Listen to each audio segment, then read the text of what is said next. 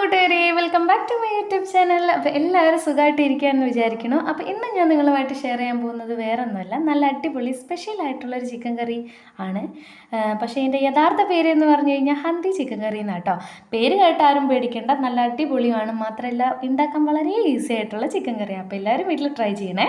അപ്പോൾ വീഡിയോയിലോട്ട് പോകാം. അപ്പോൾ ഞാനിതിനെടുത്തിട്ടുള്ളത് ഒരു 1/2 കിലോ ചിക്കനും അതുപോലെ തന്നെ മല്ലിയില, കസൂരി മേത്തി, പിന്നെ ഒരു തക്കാളി പേസ്റ്റ് ചെയ്തത്, അതുപോലെ തന്നെ കുറച്ച് അണ്ടിപ്പരിപ്പ്, 2 ചെറിയ സവാള ചെറുതാക്കി അരിഞ്ഞതും, 1/4 കപ്പ് തൈരുമാണ് ഞാനിവിടെ എടുത്തിട്ടുള്ളത്. ഓക്കെ, അപ്പോൾ ആദ്യം തന്നെ നമ്മുടെ ചിക്കൻ ഇങ്ങോട്ട് എടുത്തിട്ട് ഇഞ്ചി വെളുത്തുള്ളി പച്ചമുളക് അരച്ചത്, അതുപോലെ തന്നെ ഉപ്പ് കുരുമുളകും കൂടി നല്ലപോലെ ഒന്ന് തേച്ച് പിടിപ്പിച്ച് 10 മിനിറ്റ് റെസ്റ്റ് ചെയ്യാനായിട്ട് വെക്കാം കേട്ടോ. ഓക്കെ, അതവിടെ റെസ്റ്റ് ചെയ്യുന്ന സമയം കൊണ്ട് നമ്മൾ എന്ത് ചെയ്യണം, ഫ്രൈ പാൻ എടുക്കുക, ഓയിൽ ഒഴിക്കുക, നമ്മുടെ ചെറുതാക്കി അരിഞ്ഞ് വെച്ച സവാളേനെ ഇതിനകത്തോട്ട് തട്ടിക്കൊടുക്കുക.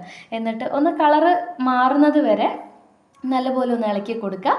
കരിയരുത്, ഒരു ബ്രൗൺ കളർ ആവുകയും ചെയ്യരുത് കേട്ടോ. വെറുതെ ഒന്ന് അതിൻ്റെ കളർ മാറി കിട്ടിയാൽ മതി. ഓക്കെ, അതിനുശേഷം നമ്മുടെ ഇഞ്ചി വെളുത്തുള്ളി പേസ്റ്റ് ഇട്ട് കൊടുത്ത് നല്ലപോലെ ഒന്ന് ഇളക്കി കൊടുക്കുക. അതിൻ്റെ ഒരു പച്ചമണം മാറുന്നത് വരെ ഇളക്കുക കേട്ടോ.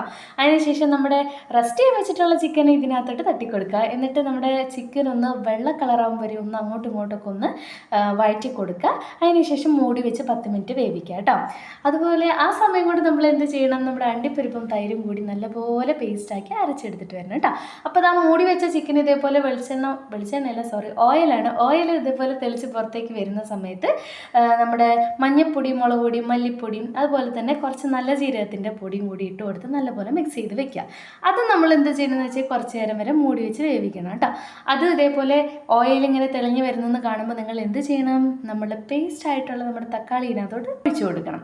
അതും ഒഴിച്ചു കൊടുത്ത് എല്ലാ ഭാഗത്തേക്കും ഒരുപോലെ മിക്സ് ചെയ്ത് കൊടുത്ത് എല്ലായിടത്തേക്കും എത്തുന്ന പോലെ ഇളക്കി കൊടുത്തതിന് ശേഷം അതും കുറച്ച് നേരം ഒന്ന് മൂടി വെച്ച് വേവിക്കണം കേട്ടോ.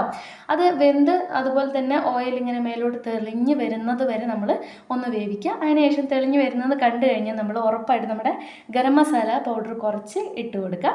അതിനുശേഷം നമ്മുടെ കാഷ്യൂ തൈരും പേസ്റ്റ് ഇതിനകത്തോട്ട് ഒഴിച്ചു കൊടുത്തതിന് ശേഷം നല്ലപോലെ ഇളക്കി മിക്സ് ചെയ്ത് കൊടുക്കുക കേട്ടോ. എന്നിട്ടും അത് നമ്മൾ എന്ത് ചെയ്യണമെന്ന് വെച്ച് കഴിഞ്ഞാൽ കുറച്ച് നേരം ഒന്ന് വേവട്ടെ കേട്ടോ. അതിനുശേഷം നിങ്ങൾക്ക് ആവശ്യമുണ്ട് എന്ന് തോന്നിയാൽ കുറച്ച് ഉപ്പും കൂടി ഇട്ട് കൊടുത്ത് നല്ലപോലെ ഇളക്കി കൊടുത്ത് മൂടി വെച്ച് വേവിക്കുക. അതിനുശേഷം ഇതേപോലെ തിളച്ച് വരുന്ന സമയത്ത് എന്ത് ചെയ്യണമെന്ന് വെച്ചാൽ നമ്മുടെ കസൂരി മേത്തി എന്ത് ചെയ്യുന്നത് വെച്ച് കഴിഞ്ഞാൽ കുറച്ച് നല്ലപോലെ കൈ കൊണ്ട് ഞെരടിയതിന് ശേഷം ഇട്ട് കൊടുക്കുക. എന്നാലാണ് അതിൻ്റെ സ്മെല്ല് കിട്ടുക കേട്ടോ. അതിനുശേഷം അത് ഇട്ട് കൊടുത്തതിന് ശേഷം കുറച്ച് വെള്ളം കൂടി ആഡ് ചെയ്ത് നല്ലപോലെ ഇളക്കി കൊടുക്കുക. കുറച്ച് നേരം കൂടി അതൊന്ന് വെന്ത് വരുന്ന വരെ ഒന്ന് വെയിറ്റ് ചെയ്യുക. നല്ലപോലെ തിളച്ച് വരുന്ന സമയത്ത് എന്ത് ചെയ്യണമെന്ന് വെച്ചാൽ നമ്മുടെ മല്ലിയിലയില്ലേ, അത് മേലെ കൂടെ ഒന്ന് തൂവി കൊടുത്തതിന് ശേഷം നല്ലപോലെ അടച്ച് വെച്ച് വേവിക്കുക കേട്ടോ. എന്നിട്ട് ഒരു 5 മിനിറ്റ് വരെ ഒന്ന് അവിടെ തന്നെ റെസ്റ്റ് ചെയ്തിട്ട് അപ്പോൾ നമ്മുടെ സ്റ്റവ് ഓഫ് ചെയ്തിടുക. അപ്പോൾ നമ്മുടെ ഹന്തി ചിക്കൻ കറി ഇവിടെ റെഡി ആയിട്ടുണ്ട്. ഇത് നമുക്ക് എന്തിൻ്റെ കൂടെ നമുക്ക് കഴിക്കാം. അപ്പോൾ നമുക്കിത് ചപ്പാത്തിയുടെ കൂടെ പൊറോട്ടയുടെ കൂടെയൊക്കെ നല്ല അടിപൊളി കറിയായിട്ട് യൂസ് ചെയ്യാം കേട്ടോ. അപ്പോൾ ഇതെല്ലാവരും വീട്ടിൽ ട്രൈ ചെയ്ത് നോക്കുക. ഉറപ്പായിട്ട് നിങ്ങൾക്ക് എൻ്റെ വീഡിയോസ് ഇഷ്ടപ്പെടുന്നുണ്ടെങ്കിൽ ലൈക്ക് ചെയ്യുക, ഷെയർ ചെയ്യുക, സബ്സ്ക്രൈബ് ചെയ്യുക, കമൻറ്റും ചെയ്യുക. അതോടൊപ്പം തന്നെ നമ്മുടെ ബെല്ലൈക്കൺ കൂടി അമർത്തണം കേട്ടോ. അപ്പോൾ അടുത്ത വീഡിയോ വരുന്നവരേക്കും എല്ലാവർക്കും ഗുഡ് ബൈ.